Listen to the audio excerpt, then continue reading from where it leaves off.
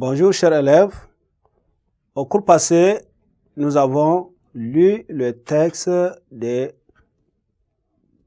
Jacques Roumain qui a pour titre « Nous sommes une force », un texte tiré des Gouverneurs de la Rosée.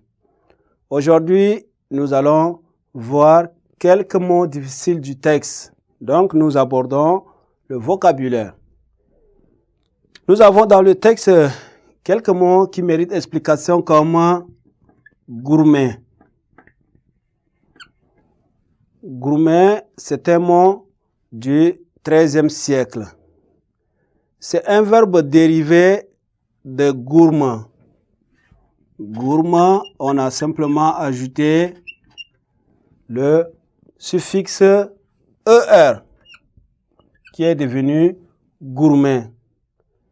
Proprement, le mot signifie rendre raide comme la gourmette qui entrave le libre jeu de la ganache du cheval. Et ça a le sens de battre. Ici, employé dans le sens de battre.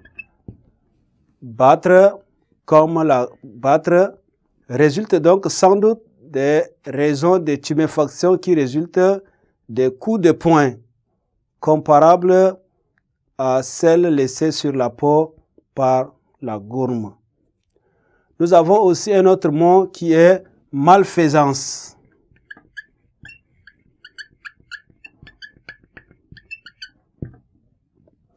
Malfaisance,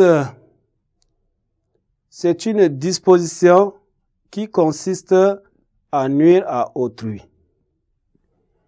Nous avons le mot arpenteur.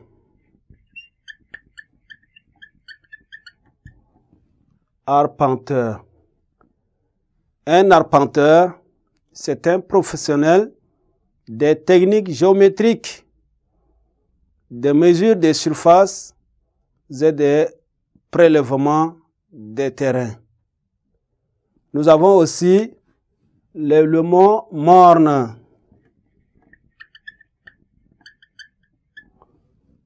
Les mornes. Le mot morne désigne un relief d'une île ou d'un littoral, généralement une colline. Nous avons le mot kumbit.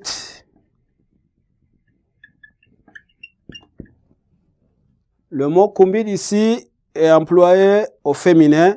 C'est un mot propre aux Caraïbes qui signifie des travaux saisonniers effectués en commun. Donc c'est un travail en groupe. Ce sont là les quelques vocabulaires qui se trouvent dans notre texte et nous permettent de comprendre davantage le sens du texte. À présent, nous allons encore passer à l'étude du texte à travers quelques questions de compréhension. Je vais vous lire quelques questions. Vous allez répondre à ces questions-là à la maison. Donc, vous pouvez prendre note. Nous avons au total 8 questions. Quel est le type de texte? Ça, c'est la première question.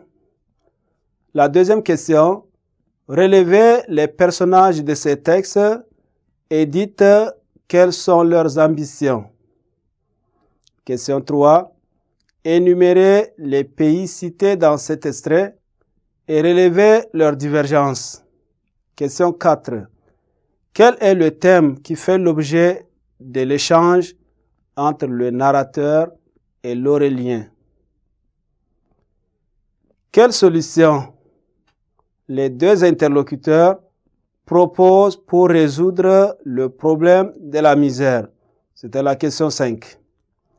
Question 6. Quelle est la vision d'Emmanuel? Question 7. Quels arguments Manuel use-t-il pour convaincre l'Aurélien? Question 8. Relevez les figures des styles de texte et justifiez leur emploi. Ce sont là les questions que vous allez répondre. Je vous souhaite bon travail et à la séance prochaine.